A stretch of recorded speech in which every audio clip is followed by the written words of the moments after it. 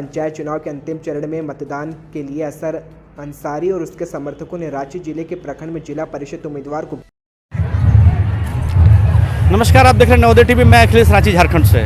आज हम आए हुए हैं रांची जिला के चान्हो प्रखंड के 82 गांव में। यहाँ पर आप देख सकते हैं कि यहाँ पर 21 और 24 पड़ा जो समिति है उसका जतरा मेला लगा हुआ है और काफ़ी लोग यहाँ पर, बहुत ज़्यादा संख्या में लोग आए हुए हैं यहाँ पर। और यहाँ का पहाड़ा का क्या सिस्टम है, क्या पूजा पाठ का सिस्टम है, यहाँ की संस्कृति क्या है, इसके बारे में भी जानेंगे। और इसी बीच में हमारे बीच में एक मौजूद हैं यहाँ के चान्हो प्रखंड के जिला परिषद उम्मीदवार अरशद अंसारी जी। अरशद अंसारी जी, आपका स्वागत है नवोदय टीवी में। जी, बहुत बहुत धन्यवाद आपको। आप जिला परिषद के प्रत्याशी हैं जी, ठीक है। सबसे पहला सवाल रहेगा आपका कि किन मुद्दों को लेकर के आप चुनाव लड़ रहे हैं अभी? देखिए, सबसे बड़ा बात है कि समस्या इतना है, मुद्दा बहुत सारा है। एजुकेशन भी समस्या है बहुत बड़ा। एजुकेशन का ग्रोथ को बढ़ाना है, पलायन को रोकना है। और आपने एजुकेशन की बात कही, मैं एजुकेशन पर बात करता हूँ कि एजुकेशन में सरकारी जो एजुकेशन मिलता है उसको अच्छा से बढ़ाना है। यही ना आपका कहना है? बिल्कुल बिल्कुल।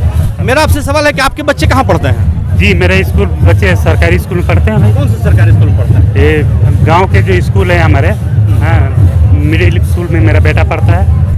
मैं बता दूं, मेरा नाम अखिलेश कुमार हुआ, नवोदय टीवी का मैं रिपोर्टर हूं। मेरा बच्चा रातू प्रखंड के चटकपुर गांव के एक मध्य विद्यालय है, उसमें 5 क्लास में पढ़ता है, उसको कबीर देव नाम है। मैं इसलिए बोल रहा हूं कि आज जो पंचायत में जो खड़े हैं प्रतिनिधि, मैं नहीं कह रहा हूं कि वो गलत है कि सही है। यदि शिक्षा की पहली बात करते हैं तो सबसे पहले उनके बच्चे को वहाँ पढ़ाना होगा।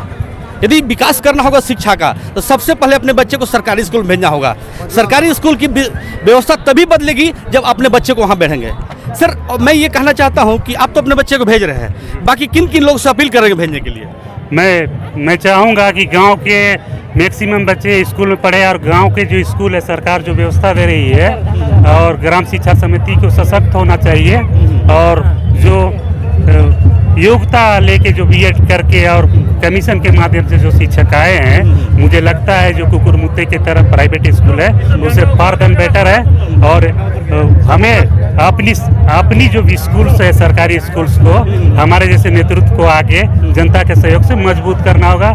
शिक्षक को भी मोटिवेट करना होगा, हाँ, बच्चों को भी मोटिवेट करना होगा। और बच्चों में इस तरह की एजुकेशन डालना है कि उसको सब्जेक्ट का ज्ञान हो। जैसे लोटा कह देने से समझ जाए कि लोटा क्या होता है, सूरज कहने से आग की तपिश समझ हो जाए, ऐसा ज्ञान बच्चों को हो। इस तरह से गांव के लोगों को ग्राम शिक्षा समिति को करना चाहिए। और इसके लिए जो भी जिला परिषद में है या मुखिया में या जन विधायक है, जनप्रतिनिधि, उसका मॉनिटरिंग होना चाहिए उसका। मैं आपको बता दूं कि अभी जैसा कि थोड़ा दूर से लीजिए कि सरकारी शिक्षा पद्धति जो है, जो निजी शिक्षा पद्धति मतलब प्राइवेट स्कूल और सरकारी स्कूल की बात करूं तो प्राइवेट स्कूल में बहुत सारी सुविधाएं आपको मिलेंगी, लेकिन आपके बहुत सारे पैसे पॉकेट से निकल जाएंगे। लेकिन सरकारी स्कूल के माइनस प्लस पॉइंट में बता दूं कि सरकारी स्कूल के शिक्षक जो है बहुत टैलेंटेड होते हैं, बहुत पढ़े लिखे होते हैं और बहुत सारा कंपटीशन देने के बाद जो है कि आते हैं। तो हमारा कहना है कि हम अपने बच्चे को सरकारी में भेजें कि प्राइवेट में भेजें। सरकारी में भेजते हैं तो वहाँ है कि व्यवस्था उस तरह नहीं है, शिक्षक भी उचित मात्रा में, आए दिन आप देखते होंगे कि बहुत सारे न्यूज़ चैनल जो है जो शिक्षा व्यवस्था की जो खामियां उसको दिखाते रहते हैं। लेकिन प्राइवेट स्कूल की खामियां को लोग नहीं दिखाते, इसलिए नहीं दिखाते कि वो हमारे दायरे में आता ही नहीं है। तो हमारा ये कहने का मतलब है कि हम अपने बच्चे को सरकारी स्कूल में भेजें कि नहीं भेजें, अब किस आधार पर भेजें। यदि भेजते हैं तो बच्चा का भविष्य बर्बाद होता है, प्राइवेट स्कूल भेजते हैं तो हमारे पॉकेट से बहुत ज़्यादा पैसा निकलता है, अनाप शनाप भी पैसा निकलता है। सर, अपने शिक्षा पर तो बात की, मैं आपसे बात करता हूँ एक ऐसा वाला है, गरीबी पे बात करता हूँ। गरीबी को कैसे परिभाषित करते हैं आप? मैं सबसे पहले गरीबी के लिए शोध किया हूँ। मैं पलायन को आपसे पूछ रहा हूं, गरीब कैसे परिभाषित करेंगे आप? गरीब जो है ना, गरीब में उसको संसाधन से लैस करेंगे। गरीबी हमारा 4 लेयर में चला गया है। अभी जो है आज़ादी का 70 साल हो गया, झारखंड भी लिए हुए हम लोगों को 20-22 साल हो गया, ठीक है। लेकिन गरीबी यथावत बना हुआ है, उसको सबसे बड़ा मानसिक रूप से मजबूत करने की ज़रूरत है। और सरकार की जो आर्थिक सहयोग है या सरकार की विभिन्न योजनाएं हैं उसको धरातल में उतार कर आम जनता को भी ईमानदार करने की ज़रूरत है। और उसको ईमानदार करते हुए, उसको गति देते हुए, उद्यमशील बनाते हुए, सरकारी योजनाओं का धरातल में लाभ दिलाते हुए उसका आर्थिक संतुलन को मजबूत कर पाना असंभव नहीं है, संभव है, ये बीड़ा में उठा चुका हूँ। Decentralisation of money can increase the purchasing capacity of common man. पैसा का विकेंद्रीकरण एक आम आदमी के decentralisation of money can increase the purchasing capacity of common man and centralisation of money can decrease the purchasing capacity of common man. मतलब पैसा का विकेंद्रीकरण एक आम आदमी की इनकम को बढ़ा सकता है और पैसा का केंद्रीकरण एक आम आदमी की इनकम को घटा सकता है। Sir, decentralise economy, centralise economy के बारे में क्या कहना चाहेंगे आप? देखिए, सत्ता का विकेंद्रीकरण और पैसा का विकेंद्रीकरण नहीं, रिसोर्स का भी विकेंद्रीकरण होना चाहिए। जो सरकार के माध्यम से जो भी आता है वो आम जनता को पहुंचना चाहिए, है ना। अभी तक जो है ये क्या बोलते हैं, एक सिस्टम जो चला है कि लाभों के खाते में, अकाउंट में पैसा जाना है ना। लेकिन कैशलेस इकोनॉमी की बात हो रही है, इससे कुछ हद तक हुआ है, लेकिन इस पर और ज़्यादा काम करने की ज़रूरत है। चूँकि जो सरकार की बजट्स होती है, जो भी रिसोर्स के लिए, वो मात्रा कम होता है उसका। जैसे आप देख लो प्रधानमंत्री आवास योजना, जैसी महंगाई डेवलप हुई है ना, सरकार तो दे रही है लेकिन गरीब उसको पूरा नहीं कर पा रहा है ना। तो उस सब को सरकार को हम लोग प्रभावित कर पाएंगे कि जो महंगाई है उसके स्तर पर उसका बजट हो, एस्टिमेट हो, है ना, और जनता को वो इतना रकम मिले किसी भी सरकारी योजना का कि वो पूर्ण कर पाए। आपसे सीधा एक सवाल है सर, एक आम आदमी जो आज बेरोजगारी से, महंगाई से त्रस्त है, मतलब इनकम नहीं हो रहा है, एक आम आदमी का इनकम आपके अनुसार से कैसे बढ़ेगा? सबसे पहले तो आम आदमी को उद्यमशील होना होगा और चेष्टा रखना होगा, चेष्टा रखना होगा। उसकी मन में अपने आप में ये मोटिवेशन तो होना उसके साथ जरूरी है कि हमें डेवलप करना है, और डेवलप करने की सोच विकसित हो जाएगी तो स्वतः काम करने लगेगा, उद्यमशील हो जाएगा, और उद्यमशील हो जाएगा, अपने आप में ईमानदार हो जाएगा, तो उसका आर्थिक संतुलन को मजबूत करने से कोई नहीं रोक पाएगा। अंतिम सवाल सर आपसे रहेगा, आपके अनुसार से गरीबी कैसे दूर होगी? गरीबी सामूहिक प्रयास से दूर होगी, हाँ, और एक साथ एक परिवार में बैठ के प्लानिंग के बाद दूर होगी। जो रिसोर्स है सरकार का और जो भी एड है जनता का, हम सरकार को जीएसटी के माध्यम से, इनकम टैक्स के माध्यम से और रेवेन्यू के माध्यम से, हम टैक्स पेयर हैं, आम जनता। सरकार उस टैक्स से हम लोगों को संसाधन मुहैया कराती है। तो मैं ये चाहता हूँ कि हमारा कुछ लोग, मिडिल लेवल के लोग में इतना क्षमता आ जाए कि नीचे लेयर के लोगों को कुछ टैक्स देके, अपर क्लास और मिडिल क्लास का लोग अपना कुछ टैक्स एक्स्ट्रा नीचे के लोगों को देके इम्प्रूव करे और सरकार का संसाधन मिल जाए तो उसका क्रांति आ सकता है। इस स्तर पर लोग मजबूत हो पाएंगे। आपसे सर एक अंतिम ये अपील, क्या जनता से अपील करना चाहेंगे आप? जनता से ये अपील करना चाहेंगे, मैं बोला हूँ कि सबसे बड़ा बात है कि परिवार को मजबूत करना है, वातावरण को शांत करना है। हाँ, जब तक वातावरण शांत नहीं होगा विकास नहीं होगा।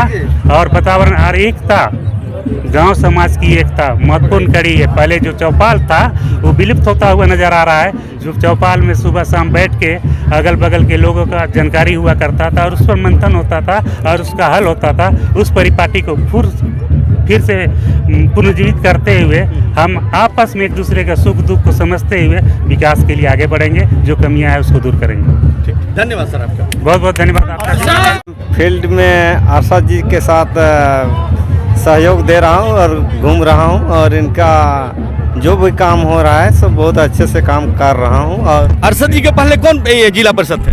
इनके पहले हेमलता जी थे, और उनका काम देखते हुए भी 10 साल में कुछ कर नहीं पाए। 2 बार रहे, मतलब 2 बार रहे, उसमें संतोषजनक कार्य नहीं हुआ, इसके चलते को सपोर्ट कर रहे हैं इनके लिए। और अभी तक ग्रामीण में कुछ विकास भी नहीं हो पाया है। हर जगह देख रहे हैं क्षेत्र में तो सब में कमी है। रोड के लिए है, पानी के लिए है, बिजली के लिए, सभी जगह समस्या आ रहा है।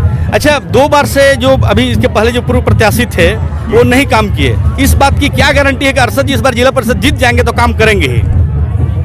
इनका करने के मुताबिक से हमको लगता है कुछ काम किए हैं। एग्रीकल्चर का हम लोग को कुछ ड्रिप और मिनी स्प्रिंकलर कुछ किसानों के लिए हम लोग को वितरण दिए हैं। तो इससे ऐसा लगता है कि आगे करेंगे। हाँ यही करेंगे। और पानी का कहीं कहीं व्यवस्था बोरिंग वगैरह भी दे रहे हैं इसके लिए। ठीक ठीक, धन्यवाद। झारखंडी जोहार दादा। जोहार। ये जो मेला लगा है, जो पहाड़ा यात्रा 21 और 24 पहाड़ा यात्रा मेला लगा, इसके बारे में थोड़ा बताइए। ये पढ़ा जतरा जो है ये 21 पढ़ा का पढ़ा जतरा है, और यहाँ भर का नहीं बल्कि तमाम पढ़ा का, वो 21 पढ़ा हो, 24 पढ़ा हो, 7 पढ़ा हो, 12 पढ़ा हो या 22 पढ़ा हो या 84 पढ़ा हो, सभी पढ़ा का एक जतरा है। और ये जतरा लगाने का उद्देश्य है कि ये पूरे क्षेत्र में लोग एक बार ये पानी गिरने के बाद, बरसात आने के पहले एक बार सभी से मिलन हो जाए, सभी से भेंट घाट हो जाए, और ऐसा सोचकर इस यात्रा को लगाया। और इससे लगाने के पीछे का मकसद क्या है कि पहले बहुत ज़्यादा हैजा हुआ करता था, और हैजा के कारण बरसात में 3 महीना लॉकडाउन रहता था, और लॉकडाउन के कारण लोग एक दूसरे गांव नहीं जाते थे। अगर कोई अनहोनी घटना घटा या कोई इमरजेंसी में चला गया तो उस गांव का पानी भी लोग नहीं पीता था। इसीलिए चूँकि जून में सभी लोग सभी सुख दुख को बांटते हुए, शुभकामनाएं बांटते हुए, लोग इस यात्रा के बाद लोग अपने अपने जगह चले जाते थे। और आपका आषाढ़ सावन भादो 3 महीना तक कहीं आमोद्राप नहीं होता था। और ये यात्रा का मूल उद्देश्य ये है। लेकिन ये यात्रा में ये आपने देखा होगा, तमाम आपका बैरकी है, तमाम आपका झंडा है। वो झंडा उस गांव का सामाजिक प्रतीक है। और उस गांव का झंडा में सिर्फ ये लोग का नहीं बल्कि उस मौजा का, देवी देवता के साथ साथ रानी बुढ़िया से लेके सभी गांव के गांव वासियों का आशीर्वाद भी है। और ये सभी देवी देवता भी उस पर सवार होकर यात्रा माया करती है। और उस झंडा का अपना एक परिपाटी है। जैसे हिंदुस्तान का झंडा तिरंगा झंडा है, वो उस देश का मान सम्मान का, गरिमा का, पहचान को बनाए रखता है। उसी तरह तमाम पढ़ा गांव का पढ़ा झंडा उस गांव का मान सम्मान का, गरिमा को, का पहचान को बनाए रखता है। ये पूछना है दादा कि आदिवासी यहाँ के जो झारखंड के हैं वो प्राकृतिक पूजक होते हैं, प्रकृति की पूजा करते हैं। वर्तमान में ऐसा देख के ऐसा लग रहा है कि कहीं न कहीं ये चीज़ बदलती नजर आ रही है। हाँ, ऐसा कहीं न कहीं मोटिवेट हो रहा है, बदलाव की ओर बढ़ रहे हैं लोग। लेकिन हम सभी इस पर ध्यान रख रहे हैं कि हम लोग ऐसा होने नहीं देंगे, और इसीलिए इसको पारंपरिक ढंग से जो अभी हमने चान्हो प्रखंड के जो जिला परिषद उम्मीदवार थे अरशद अंसारी जी, उनसे मैंने बात की और हमने कुछ सवाल किया, सवाल का अच्छा जवाब दिया। कहा जाता है कि असली आत्मा गांव में बसती है। आज गांव का कितना विकास हो पाया है ये हम और आप सब देख सकते हैं। अगर गांव की खबर को देखने की कोशिश करें तो मैं दिखाने की कोशिश करता हूं। देखिए इन लोगों को, सब लोगों को एक ध्यान से लोगों को दिखाइए थोड़ा सा कि एक ग्रामीण आदमी जो होता है वो क्या होता है और कहाँ तक उसका विकास हो पाया है। आज आज़ादी के 75वां अमृत महोत्सव हम लोग मना रहे हैं। आज़ादी का 75वां मतलब साल मना रहे हैं, मतलब अमृत महोत्सव मना रहे हैं हम लोग।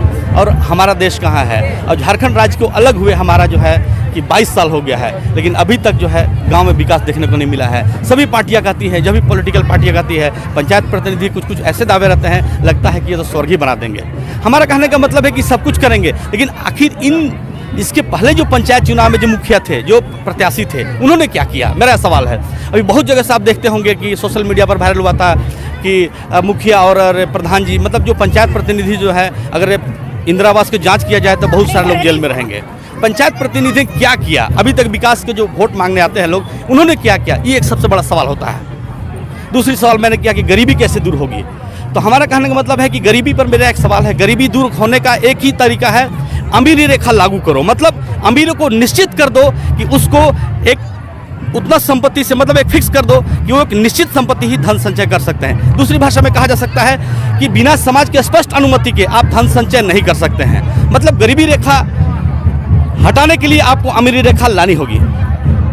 इसी तरह खबर को देखते रहिए, बने रहे नवोदय टीवी में। धन्यवाद।